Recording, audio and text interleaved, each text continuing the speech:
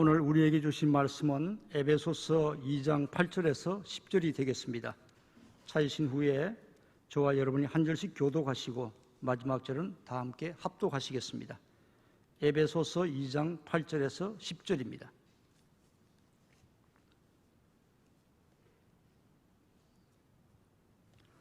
너희는 그 은혜에 의하여 믿음으로 말미암아 구원을 받았으니 이것은 너희에게서 난 것이 아니요 하나님의 선물이라. 행위에서 난 것이 아니니 이는 누구든지 자랑하지 못하게 함이라. 우리가 그가 만드신 바라 그리스도 예수 안에서 선한 일을 위하여 지으심을 받은 자니 이 일은 하나님이 전에 예비하사 우리로 그 가운데서 행하게 하려 하심이니라. 아멘. 그러나 너희는 택하신 족속이요 왕같은 제사장들이요 거룩한 나라요 그의 소유가 된 백성이니 이는 너희를 어두운 데서 불러내어 그의 기이한 빛에 들어가게 하신 이의 아름다운 덕을 선포하게 하려 하심이라. 아멘. 하나님께서는 우리를 택하시고 하나님의 제사장 삼아주셔서 오늘 이 거룩한 주일 하나님을 예배하게 하셨습니다. 오늘 이 새벽부터 드려지는 많은 예배들 가운데 우리가 하나님의 제사장 되어서 그 마음을 다하여 온전하게 하나님을 예배하는 거룩하고 복된 주일 되시기를 주의 말씀으로 축복합니다. 우리는 보통 하나님께서 우리를 구원하셨다라고 말씀하실 때에 이 구원에 대해서 하나님이 예정하셨다라는 말을 많이 사용합니다. 하나님이 우리를 구원하시기 위해서 예정하셨다, 계획하셨다라는 말들을 사용하는데요. 물론 이 예정이라는 말은 보통 우리 장로교 교회에서 주로 이야기하는 교리입니다. 그러나 물론 저희가 속해 있던 이 성결교회에서도 또 웨슬리 신학을 같이 공부하고 있는 이 성결교나 감리교회 같은 교회에서도 이와 비슷한 예정이라는 단어를 사용합니다. 그 말은 바로 예정이라는 말이에요. 교리적으로 막 이 새벽에 그것을 심도 있게 따져보기는 참 어렵지만 하나님이 전지전능하시고 모든 것을 다 아시는 하나님이시다라고 생각해 보면 인간의 구원은 어떻게 그냥 우연적으로 일어나는 것이 아니라 어떤 인간의 힘으로 얻어지는 것이 아니라 오직 하나님께서 전능하신 그 하나님의 손길과 능력과 또 전지하신 하나님의 그 미리 아심의 그 놀라운 은혜 안에 그 계획 안에 인간의 구원이 있다라고 하는 것은 예정론이든 예지예정론이든 같은 의미에서 살펴볼 수 있을 것입니다. 특별히 이런 예정론에 있어서 어느 한 사람, 특별히 구원할 사람을 딱 정했다라고 보는 것이 장로교 교리에서 이야기하는 칼빈에서 이야기하는 예정론의 주된 내용입니다. 좀 극단적으로 표현하면 누구는 구원하고 누구는 구원받지 못하는 것을 한 사람 한 사람 하나님께서 무조건적으로 선택하시고 예정하셨다는 것입니다. 근데 여기에는 문제가 있습니다. 문제가 뭐냐면 누가 구원받았는지를 모른다는 거예요. 함께 교회 다니고 신앙생활 하고 있지만 누가 구원받았는지를 인간은 알 수 없다는 것입니다. 이에 반해서 웨슬리를 중심으로 한 감리교회나 우리 성결교회 같은 경우에는 예수님의 십자가 사건은 모든 사람들을 위한 것이고 모든 인간이 구원받을 수 있도록 하나님께서 열어주셨다. 그래서 인간은 믿기만 하면 구원받는다라고 하는 것으로 설명하십니다. 하지만 여기에서 이 모든 사건들을 이미 하나님께서 아시고 그 아시는 그 예정 가운데 구원이 이루어진다고 해서 예지예정이라고 합니다. 하지만 마찬가지로 이 예지예정에서도 누가 구원받은지는 사실은 알 수가 없어요. 같이 교회에서 예배하고 있지만 누가 구원받았는지, 이 사람이 구원받았는지 안 받았는지, 이 사람이 구원받을 사람인지 안 받을 사람인지 알 수가 없다는 것입니다. 신학교에서 이 예정론에 대해서 이 예지예정론에서 공부할 때에 교수님이 설명하시면 보통은 그냥 그렇구나 이렇게 하고 지나가는데 참 저는 많은 고민을 했었습니다. 무엇이 맞는지, 어떻게 하면 누가 구원받았는지 알 수 있을까? 나는 과연 구원받았을까? 이런 생각들을 가지고 하나님의 그 예정 안에 내가 있을까? 이런 고민들 가운데서 참 많은 고민들을 했던 적이 있습니다. 그런데 칼빈의 예정론이든 웨슬리의 예지 예정론이든 간에 누가 구원받았는지 알 수 없다는 그 공통점을 생각해 보면 참 재미있는 것이 있습니다. 이것을 통해서 누가 구원받는지 알 수 없는데 여러분들 교회 와서 한번 모든 사람들을 보십시오. 교회 와서 예배하시는 분들 한번 생각해 보세요. 누구든지 구원받을 수 있을 것 같은 모습으로 함께 우리가 예배하고 있습니다. 교회 밖에서 생각을 해보면 구원받았을까? 이런 고민들을 해보지만 교회 안에서의 모든 사람들을 생각해보면 마치 교회 안에만 있으면, 우리가 예배의 시간에 예배의 장소에 그곳에 있으면 모두가 구원받아 보입니다. 다 같이 찬양하고 또 다 같이 기도하고 또 다 같이 말씀을 들으면서 이렇게 감동적인 말씀 안에 눈물도 흘리기도 합니다. 이런 모습들이 다 똑같이 구원받은 사람들의 모습처럼 보여요. 교회 안에서의 모습은 모두가 다 거룩해 보이고 모두가 다 천국 백성 같아 보입니다. 하지만 이것도 사실은 잘 모르는 것이죠. 코로나를 지내면서 최근 대한민국 교회가 기도하는 주제가 있습니다. 그 주제는 교회가 교회답지 못했다라는 것을 놓고 회개하는 것이에요. 교회가 교회답지 못한 모습들 가운데 믿지 않는 사람들, 사회에 또 여러 가지로 우리가 좋지 않은 모습들을 보였다는 것으로 회개 운동이 일어나고 있습니다. 근데 여러분, 왜 이러한 회개 운동이 일어나냐 하면 구원에 관한 말씀을 기록하고 있는 오늘 본문의 말씀을 다시 되짚어 보면 이 회개 운동이 왜 일어나는지를 알 수가 있습니다. 오늘 본문은 우리 시냇가 푸른나무교회 성도님들은 너무나 잘 알고 계시는 본문입니다. 바로 넘어선 자에 대한 말씀이기 때문에 그렇습니다. 구원에 관해서 분명한 사실 한 가지는요, 창세전에 하나님의 계획 안에 우리의 구원이 있다라고 하는 것입니다. 처음 설명드리는 칼빈의 애정론이든 웨슬리의 예지 애정론이든 간에 에베소서 1장 4절에서 5절 말씀에 빗대어 보면 이렇게 말씀하고 있습니다. 곧 창세전에 그리스도 안에서 우리를 택하사 우리로 사랑 안에서 그 앞에 거룩하고 흠이 없게 하시려고 그 기쁘신 뜻대로 우리를 예정하사 예수 그리스도로 말미암아 자기의 아들들이 되게 하셨으니. 어쨌든지 간에 하나님의 구원 계획은 창세 전에 이미 하나님의 그런 마음과 계획과 생각 안에 존재하고 있다는 것을 오는 에베소서 1장은 먼저 이것을 잘 이야기를 하고 있습니다. 이 하나님의 예정된 구원의 이 마음을 오늘 본문 8절은 하나님의 선물이라고 표현해요. 여러분, 선물이라는 단어를 좀 잘 이해하는 것이 중요한데요. 왜 구원을 선물이라고 표현했냐 하면 이 구원의 소유권을 우리에게 완전하게 주시기 위해서 그렇습니다. 구원을 완벽하게 이루기 위한 하나님의 의지를 표현하고 있는 것이 선물이에요. 여러분, 누군가에게 선물을 줬습니다. 근데 그 선물을 다시 뺏어요. 그럼 그것을 선물이라고 할 수 있을까요? 다시 뺏는 순간 그것은 선물이 되지 않습니다. 내가 한번 선물을 준 것은 상대방에게, 그 선물을 받은 사람에게 소유권이 완전히 넘어가는 것을 의미해요.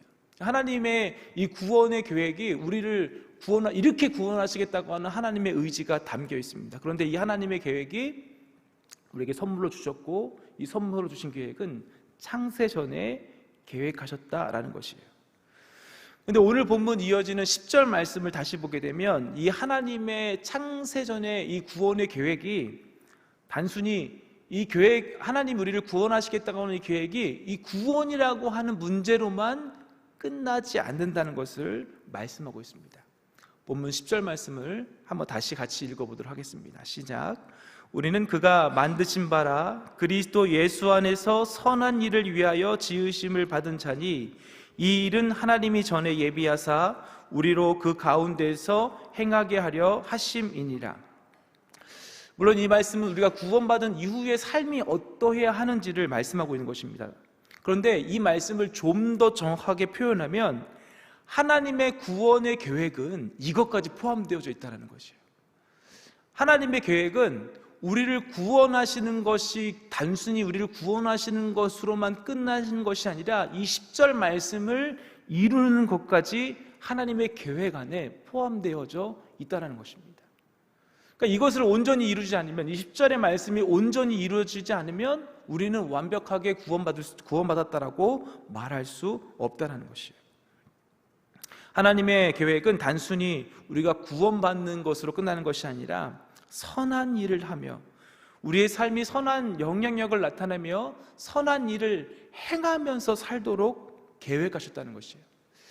이 말씀을 쉬운 성경으로 번역하면 우리에게 좀 더 명확하게 다가올 수 있어서 오늘 에베소서 2장 10절의 말씀을 쉬운 성경으로 번역해서 다시 한번 같이 읽어보도록 하겠습니다. 시작. 우리를 창조하신 분은 하나님이십니다. 그리스도 예수 안에서 우리를 새 사람으로 변화시켜 착한 일을 하게 하신 분도 하나님이십니다. 하나님께서는 우리 안에 이미 오래전부터 선한 일을 계획해 놓으셨습니다. 우리의 삶이 선하게 되도록 그렇게 계획해 놓으셨습니다. 하나님은 우리를 창조하셨는데 그 창조하신 하나님이 우리를 새 사람으로 변화시키셨대요. 구원하셨다는 것이죠. 근데 그 구원하신 하나님이 오래전부터, 다시 말하면 창세전부터 우리의 삶이 선하도록 계획해 놓으셨다는 것이에요. 종합해 보면 하나님의 구원이라고 하는 예정은, 하나님의 구원이라고 하는 계획은 단순히 우리를 죄에서 건져내는 것으로 끝나지 않고 우리로 하여금 선한 삶을 살도록 하는 것이 이 구원의 놀라운 계획 가운데 포함되어져 있다는 것이에요. 제가 처음에 설명드린 신학교에 다닐 때 누가 구원받을까? 누가 예정되었을까? 이 고민을 이 말씀을 통해서 다시 질문을 바꾸어서 생각해 볼 수가 있습니다. 이것은 우리가 구원받았는지, 내 스스로가, 다른 사람은 몰라도 내 스스로가 구원받은 사람인지 아닌지, 내가 지금 하나님의 놀라우신 그 구원의 섭리 안에 있는 사람인지 아닌지를 점검해 볼 수 있는 두 가지의 분명한 기준을 제시합니다. 첫 번째는 로마서 10장 10절 말씀에 의한 기준이에요. 사람이 마음으로 믿어 의에 이르고 입으로 시인하여 구원에 이르느니라. 명확하죠. 그러니까 우리의 입술이 나는 구원받은 사람이라고 하는 것을 고백한다면 그 사람이 구원받았다는 것이에요. 내가 죄인이고 나는 예수님이 필요하고 그 예수님께서 나의 모든 죄를 위해서 죽으셨고 나는 그 예수님을 믿고 그 예수님 때문에 구원받았습니다 라고 하는 이 이야기를 고백하는 사람, 영접하는 사람이죠. 이 사람이 구원받았다는 것이에요. 이것이 첫 번째 아주 중요한 기준이 됩니다. 두 번째 기준이 있어요. 마태복음 7장과 누가복음 6장에 나오는 열매로 확인해 보는 방법이에요. 좀 길지만 마태복음 7장 18절부터 21절까지의 말씀을 천천히 읽어보도록 하겠습니다. 시작. 좋은 나무가 나쁜 열매를 맺을 수 없고 못된 나무가 아름다운 열매를 맺을 수 없느니라. 아름다운 열매를 맺지 아니하는 나무마다 찍혀 불에 던져지느니라. 이러므로 그들의 열매로 그들을 알리라. 나더러 주여 주여 하는 자마다 다 천국에 들어갈 것이 아니요 다만 하늘에 계신 내 아버지의 뜻대로 행하는 자라야 들어가리라. 쉽게 말하면 우리의 구원은 누구나 다 입으로 시인해서 구원받는 것뿐만 아니라 거기에 더불어서 아버지의 뜻대로 행하는 자, 조금 전에 설명드린 에베소서 1장 4절 5절 말씀과 8절 9절 10절 이 말씀을 연관지어서 다 생각해 보면 우리로 하여금 선한 일을 하도록 창조하신 그 하나님의 계획을 이루는 그 사람이 그 열매를 통해서 우리가 구원받았다는 것을 확인해 볼 수 있다는 것입니다. 왜냐하면 하나님의 구원의 계획은 단순하게 우리를 구원하는 것뿐만 아니라 선하게 되도록 계획하셨기 때문에 그렇습니다. 우리의 구원이 이 모든 것을 포함하고 있다는 것이에요. 요즘 기독교가 굉장히 어려운 이유 다 아시잖아요. 교회 다니는 사람이 더해. 교회 다니는 사람이 더해. 바로 이러한 열매 없는 삶에 대한 돌아봄이 지금 우리에게 아주 필요한 때라고 생각합니다. 그런데 이번 새생명 축제를 지나면서 아주 감동적인 보고를 제가 두 가지를 받았습니다. 저희 교구에 5분의 새 가족이 등록하셨는데요. 그 5분 중에 이제 한 분 한 분 이렇게 미팅을 하다가 두 분이 이렇게 고백하시는 거예요. 성도님 혹시 교회를 어떻게 오게 되셨는지 여쭤봐도 괜찮을까? 이렇게 여쭤봅니다. 근데 두 분이 이렇게 얘기하셨어요. 저 인도하시는 분이 정말 착하게 사는 거예요. 이분이 하시는 모습을 보니까 제가 교회 가야 되겠다라는 생각을 했다라는 거예요. 여러분, 선하고 착한 일의 열매가 무엇이냐면 하나님의 뜻을 이루는 일들의 결과들이 나타나는 것입니다. 담임 목사님과 함께 이렇게 지방의 사역들을 같이 다니다 보면 참 의아한 일들이 많이 있습니다. 가끔씩 담임 목사님께서 식당에서도 식당 주인에게 사과하실 때가 있어요. 집회를 하다가 어떤 분이 오셨는데 그분에게 갑자기 제가 대신해서 사과합니다 라고 사과할 때가 있어요. 근데 어떤 때냐면 그분들이 목회자 때문에 시험 들어서 요즘 교회 안 나가고 있다는 거예요. 그런 분들을 가끔 종종 만나게 될 때 목사님이 이렇게 사과를 하시는 일들을 종종 제가 보게 됩니다. 아무리 저와 같은 목사를 하더라도 저의 삶이 내 중심의 삶으로 멈춰 있다면, 나만 위한 삶으로 멈춰 있다면 저 역시도 과연 구원받았다 할 수 있을까라고 생각해 봐야 한다는 것이에요. 보배로 오신 성도님들, 이 새벽 이 말씀으로 축복합니다. 구원의 확신과 또 구원의 이 입술에 대한 이 고백과 더불어서 선한 열매를 맺고 선한 일을 행함으로 인해서 구원의 길, 천국의 길을 아름답게 걸어갈 수 있기를 주의 말씀으로 축복합니다. 그런 의미에서 잘 생각해 보면 오늘 이 거룩한 주일 우리가 예배를 어떻게 해야 하는가? 우리는 내 만족으로 내가 오늘 예배를 잘 드렸어, 감동적인 찬양을 드렸어, 성가대의 찬양을 들었어, 설교가 좋았어, 여기서 끝난다는 것은 아니라는 것이에요. 함께 우리의 주변에 함께하는 지체들을 돌봐야 하고, 때로는 우리의 가족도 함께 돌봐야 하고, 우리에게 붙여진 수많은 사람들에게 선한 일들로 나타내야 하는 것이 오늘 우리의 주일의 예배의 삶에 포함된다는 것입니다.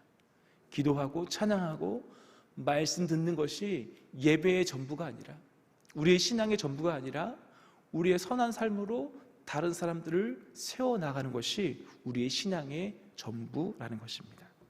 처음 축복한 베드로전서 2장 9절의 말씀으로 다시 축복합니다. 그러나 너희는 택하신 족속이요 왕같은 제사장들이요 거룩한 나라요 그의 소유가 된 백성이니, 이제부터가 중요합니다. 이는 너희를 어두운 데에서 불러내어 그의 기이한 빛에 들어가게 하신 이의 아름다운 덕을 선포하게 하라 하십니다. 여기도 동일하죠. 하나님의 구원의 놀라운 이 은혜가 우리를 제사장 삼아 주신 것뿐만 아니라 우리로 하여금 하나님의 아름다운 덕을 선포하게 하는 것. 이 하나님의 아름다운 덕을 선포하심을 통하여서 하나님의 구원의 놀라운 계획과 그 구원의 놀라운 은혜를 오늘 거룩한 주일 정말 아름답게 누리는 거룩한 주일 되시기를 주의 말씀으로 축복합니다. 오늘 이 시간에 같이 한 목소리를 같이 기도하도록 하겠습니다. 하나님, 오늘 우리의 삶이, 우리의 구원이 이러한 삶이 되게 하여 주옵소서. 말씀을 듣고 찬양하고 기도하는 것으로 끝나지 않고 하나님의 아름다운 일을 선포하는 삶이 되게 하여 주옵소서. 오늘의 그러한 예배가 되게 하여 주옵소서. 특별히 요즘 다음 세대를 위해서 기도하고 있는데 그 다음 세대를 위한 기도 제목이 이것을 함께 더했으면 좋겠어요. 우리의 다음 세대가 하나님의 아름다운 덕을, 하나님의 아름다운 일을 선포하는 믿음의 세대가 되게 하여 주옵소서. 그들이 이번 성경학교 수련회를 통하여서 말씀으로 무장하여 세상을 향하여 이렇게 사는 세대가 되게 하여 주옵소서. 우리 주여 한번 외치고 다 같이 기도하도록 하겠습니다. 주여,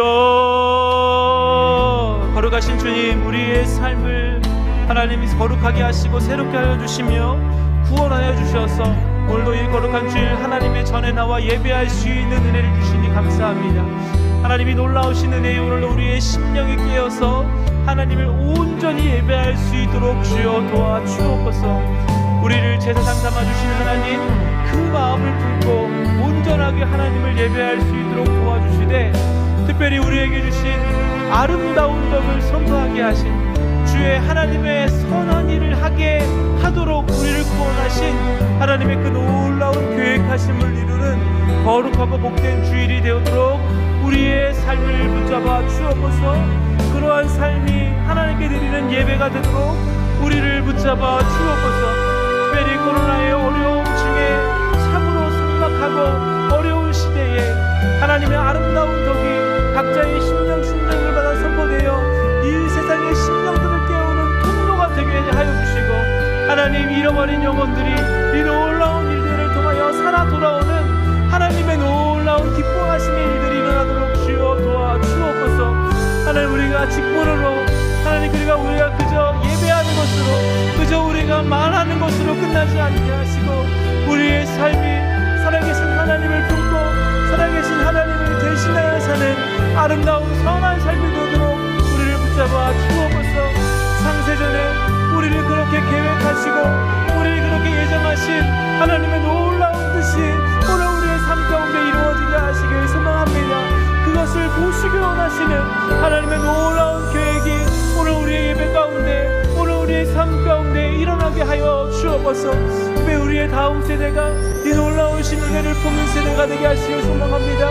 하나님, 신뢰를 통하여 성경학교를 통하여 하나님의 말씀을 배우고 주의 성령을 체험할 때에 그들의 심령이 하나님의 놀라운 하나님의 구원의 계획 가운데 온전하여져서 그들의 삶이 세상을 향한 선한 삶을 사는 믿음의 세대가 되게 하여 주시고, 그들의 생각과 말과 행동들이 하나님의 선한 뜻을 나타내는 믿음의 세대가 되게 하여 주옵소서. 우리의 다음 세대가 하나님 그러한 은혜를 품은 하나님의 놀라우신 은혜를 품는 세대가 되도록 주여 도와주옵소서. 이를 위하여 애쓰고 수고하시는 우리 귀하신 선생님들과 우리 귀하신 사역자분들을 축복하여 주시고, 그들의 생각과 마음에 하나님의 성령으로 충만케 하여 주시사 놀라우신 은혜가 그들을 통하여 흘러가게 하여 주시고, 하나님 온 교회가, 온 교우들이 함께 믿음으로 이렇게 서는, 하나님께 믿음으로 선한 일을 일어서는 아름다운 신앙과 푸른나무 교회 되도록 주여 붙잡아 주옵소서.